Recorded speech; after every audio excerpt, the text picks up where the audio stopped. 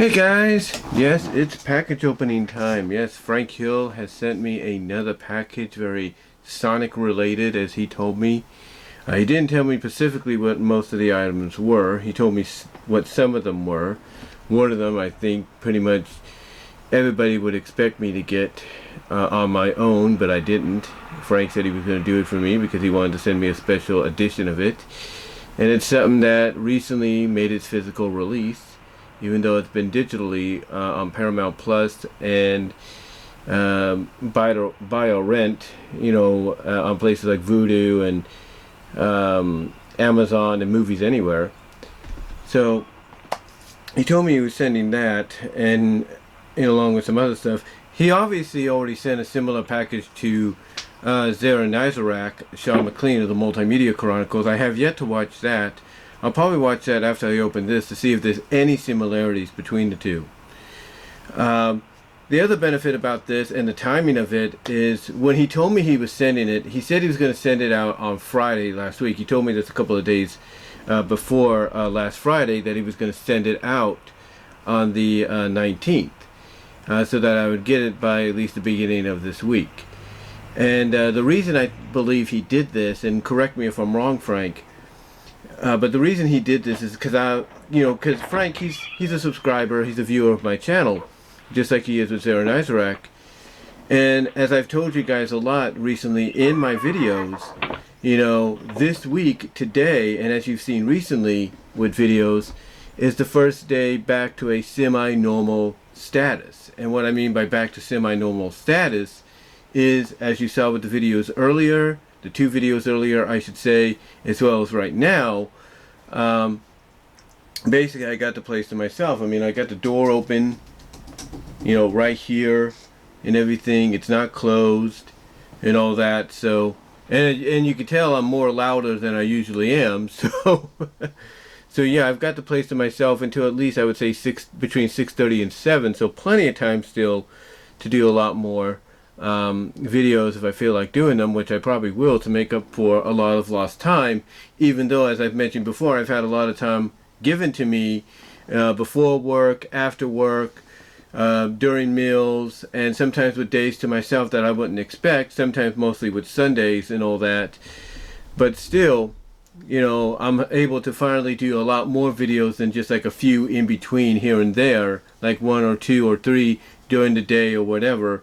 I'm able to do a lot more. So far right now, counting this video that you're watching and the ones that came on before, this is 7 videos so far, and we're not even at noon. It is right now 11:38 a.m. Pacific time on this Monday, August 22nd. But yeah, got a package here that Frank sent. He also asked me to read off the questions when I get an opportunity, and I will do that. But with that said, and without further ado, let's take out my special box cutting knife that I got from my job, my current job that is, and see what Frank sent me in this package. And again, like I said, if it's similar to what he sent there in Nizarak, I will soon find out by watching that package opening video later. But yeah, I got it open. So let's see what's in the box. Turn it away so you don't see the address that much.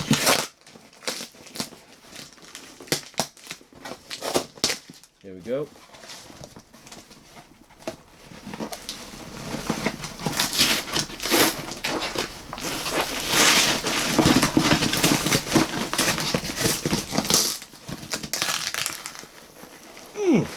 Hard to open up than I thought. Yeah, there we go. Got it. Got it finally. Had to tear it off a little like that, but there we go. The other thing about, like I said, the timing of this, like I mentioned, is as I've told you guys I was going to be off, Frank Hill, obviously paying attention, realized, oh, wait a minute, if I send it, and this is just an opinion, again, Frank, correct me if I'm wrong, he probably thought to himself, well, if I send it out then, he'll have time to open it up on Monday or Tuesday if he's got time. And fortunately, like I said, and I'm sure he paid attention to videos where I kind of mentioned it, I have today and tomorrow off because I asked for them.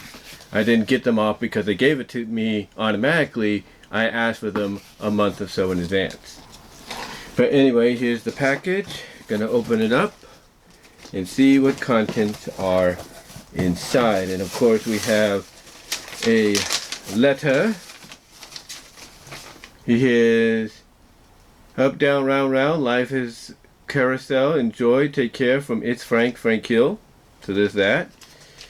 And he's got a few questions he wanted me to answer, so I'm going to answer those right now. The first one is Sonic the Hedgehog is a spin-off of the Sonic the Hedgehog series set in the continuity of the Sonic the Hedgehog animated series. What are your thoughts about it? Well, about Sonic Spinball, I like it. What it was basically is, along with Comic Zone, which was another one, it was the first attempt, in my opinion, to try to do a more Western style Sonic video game and kind of have so it could kind of have a connection to what we see here, so what we saw, I should say, here in the States. And of course, this was also a testing ground, in my opinion, for what they wanted to do with the Sonic the Hedgehog video game, the kind of like side-scrolling video game that was a little bit more different than just your average Sonic game, and that's why I think Spinball was created and why it had that bonus level with the Freedom Fighters and all that, as, like I say, a bit of a testing ground to see how fans would enjoy and accept a Sonic game that was a little bit more different than the norm, which is why I think they did it, because they also wanted to try to, like I mentioned, try to maybe spin it off or continue the spin-offs with the side-scrolling game that they wanted to do based on Saturday AM that never saw the light of day, except for a little bit of test footage that we see. Next one, he says, is Dr. Robotnik's Mean Bean Machine is based on the adventures of Sonic the Hedgehog. What are your thoughts about it?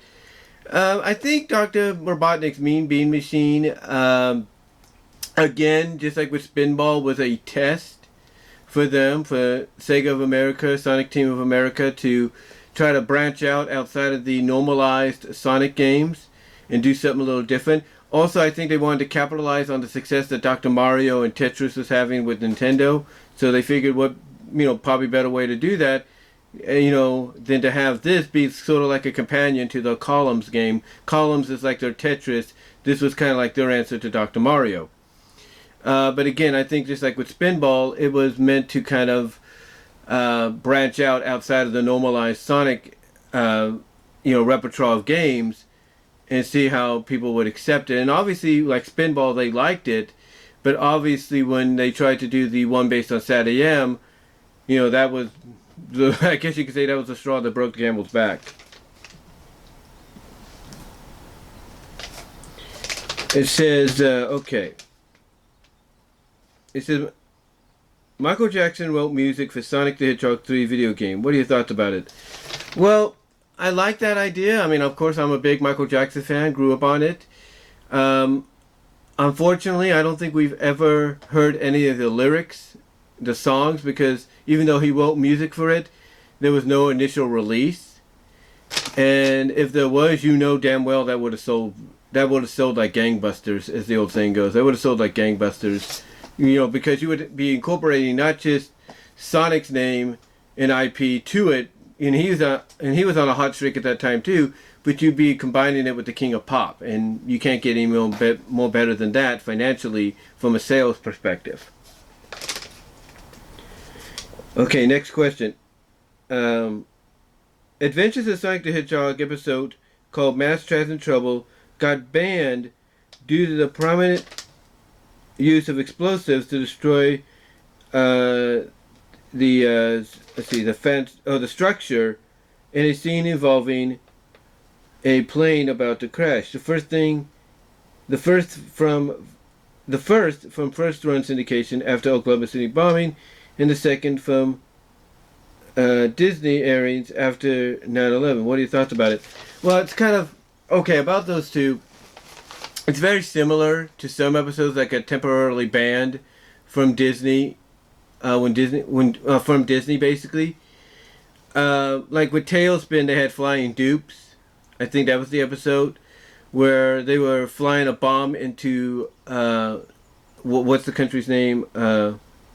Zembria, I think. They were flying a bomb into there, so and that was sort of viewed like a terrorist attack.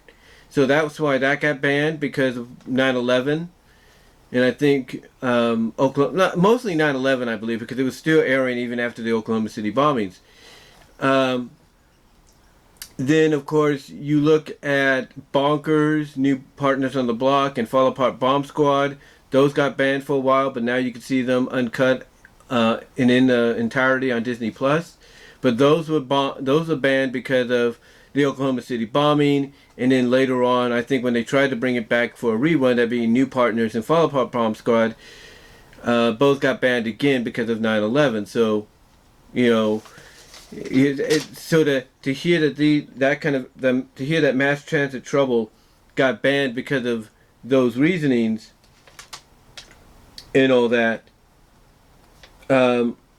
it's not surprising, because you're trying to have something on that you're trying to showcase and appeal to kids and you have kids that grow up during these historical moments. You don't want kids to have to basically view something that kind of is ignoring that. It's kind of like acting like that never happened. So by sending a message of, hey kids, this is not alright, we're going to take these episodes away. A good example of this is Lilo and Stitch. They did a massive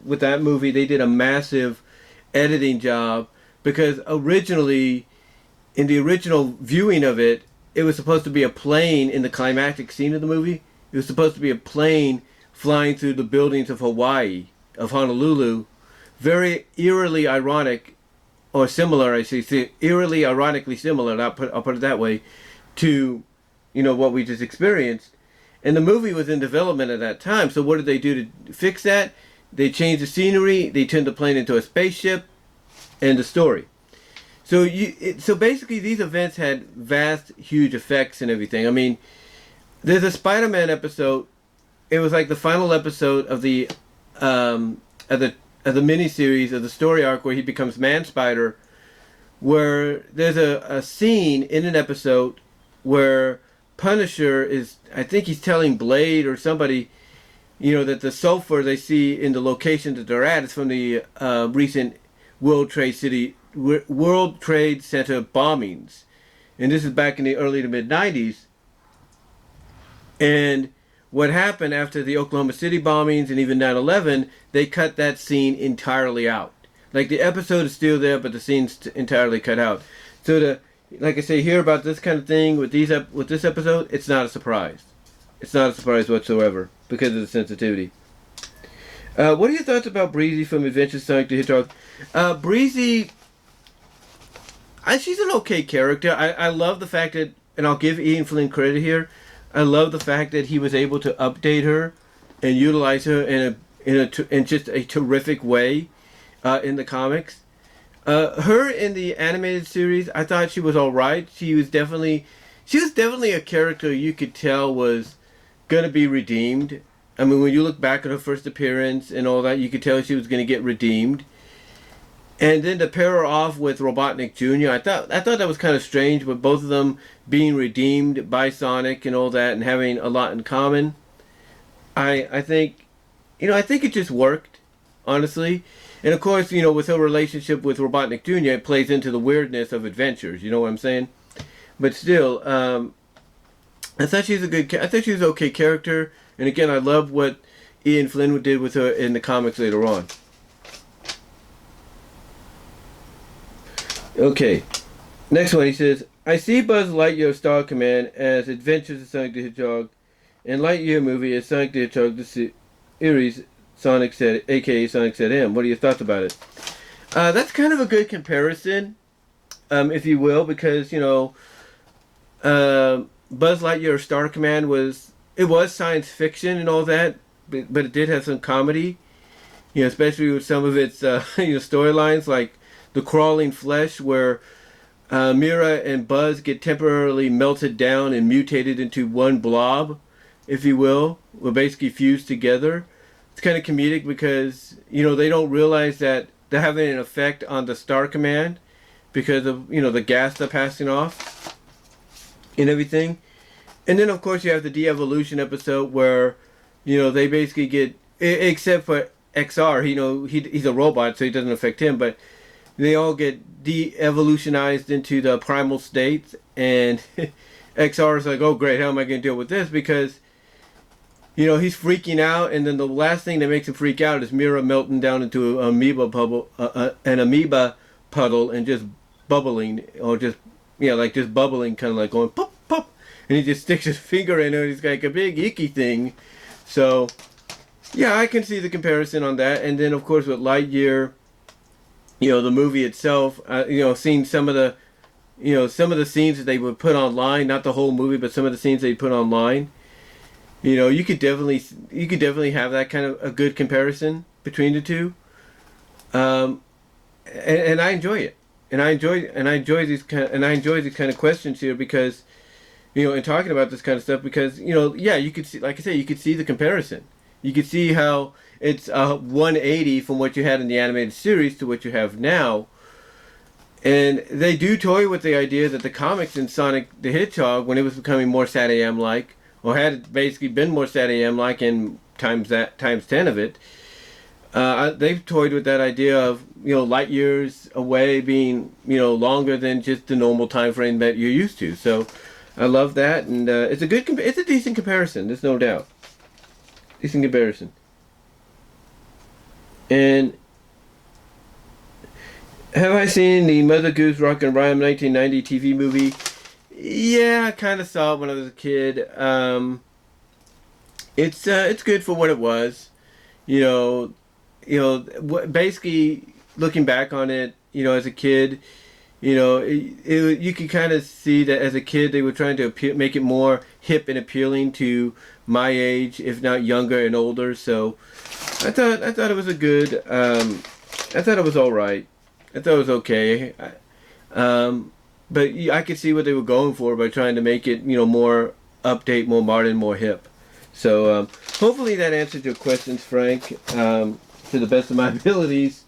So now let's get on to the contents in the package. So first up we have how about this? We have a it looks like, oh, I see what it is. It's one of the theater cups. Unfortunately, they didn't sell these when I went and saw it at my theater. But yeah, this is nice to have, so I'll probably wash it out and use it. So yeah, got a nice little theater cup there, and it just fell off. so yeah, I'll probably wash this off later. So thank you for that. It's a nice Sonic 2 theater cup. Like I said, unfortunately mine didn't have it. Then up here we have, oh, we have a Tails figure. We have a little bit of a Tails figure. That's pretty cool. So put him right there. Oh, we'll save that for last. That's that's the one he was telling me about. Moving on, we have, oh, we have Peanuts Emmy Arnold collection. Peanuts Arnold collection. This is a collection of all their Emmy nominated, I guess, specials and shorts or something. That's pretty cool. Really like that. Thank you for that. Get the remote out of the way there. Next up, we have This Is America, Charlie Brown. How about that? Another special. They usually would show this, I think, after Thanksgiving, right alongside the Thanksgiving special. So that's really cool. Scooby-Doo and the Alien Invaders. Really nice. Thank you for that, Frank. Appreciate that. Add that to the Scooby-Doo collection. Scooby-Doo, Where's My Mummy? This is all, of course, part of the Scooby-Doo movie collection. That's, you know, direct-to-video movies that they would bring out. And is anything else in there? Nope. Put that aside. We got more stuff down here. Oh, we got some stuff right here. So let's look at this bag here. We have, let's see what we got in here. Oh, got some keychains. Got a Captain America keychain there. How about that? Pretty cool. We have a Spider-Man keychain. Really nice. That's really nice. Thank you. Let's see what we else have here. We have a Superman keychain packaged up and everything. Thank you very much for that. Appreciate it.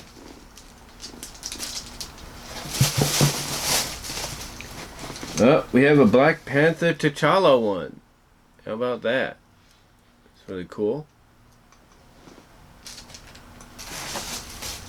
We have a Justice League The Flash keychain. Which, by the way, I'm going to say this. Ezra Miller has to consider himself lucky that his movie is even going to get released. If it still does. Got another Superman keychain. Oh, by the way, I'll probably do a video later on talking about the fact that this is the 30th anniversary of when they did the death of Superman. They even got a 30th anniversary armband out for it now too. And we have another one. Oh, this is a hard Superman keychain. That's pretty cool. A little harder, a little more metallic. Pretty cool, really nice. Got a Deadpool one. Cool. That's really great. We have another Spider-Man one. Frank likes to send me and Zara Nizrak these kind of little knickknacks and everything, little collectible things that we can put on our keychains or just store them for collector reasons and everything. Like if I decide one day to kind of like bring these down or something behind here or wherever and get one of those command shelves where you could stick them up, you know, without hammering anything, just stick it on there with the command strips that come with it.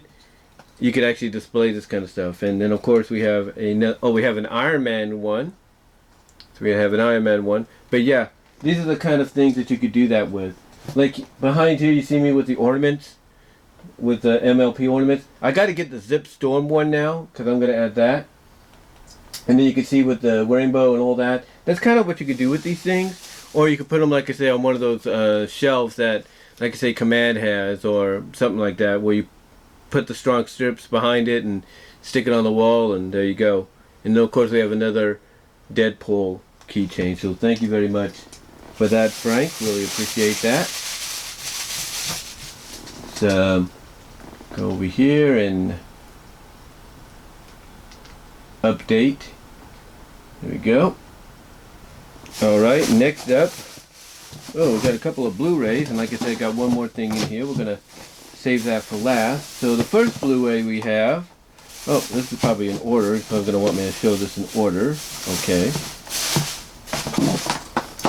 Yep, it's in order. So we have the entire, put that down for a second, Tex Avery collection on Blu-ray, all 3 volumes. We have the Tex Avery collection on Blu-ray. So we have volume 1, we have volume 2, and we have volume 3. So really, really cool. We'll definitely check these out because, you know, even though you could probably find them on Boomerang, some of these are yet to be on Boomerang, and I'm going to definitely check them out. They're the Screwball Classic ones. They're the more like zanier ones. This is definitely where you could tell that even though you had a bit of screwballness in Looney Tunes and all that back in the day when these were made, and even later on, you could definitely tell that this is where Tiny Toons and Animaniacs got their inspiration. Especially more of that Wacky Toon Studio, not Wacky Toon Studio, but more of that, whatever that studio's name was, that made the animation seem more rubbery and all that in shows and movies when they took over certain scenes. So yeah. All 3 volumes. Really glad to have those. Thank you, Frank Hill. And then last but not least, we have the big one. He told me he was going to get me this. And I was kind of surprised at my job, even though they brought out the movie. Here's this interesting. For 1 week or so, they only brought out the DVD. And then the following week, they brought out the Blu-ray, but they haven't brought out the 4K.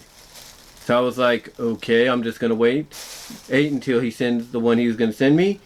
And here it is. the Blu-ray to Sonic the Hedgehog 2 on 4K Steelbook. So thank you very much for that, Frank Hill. And yeah, really appreciate this. As you can tell, it's a collector's edition. It's got he left his little order sticker on here, so we'll take that off for right now. We're gonna open the package up with it, I guess.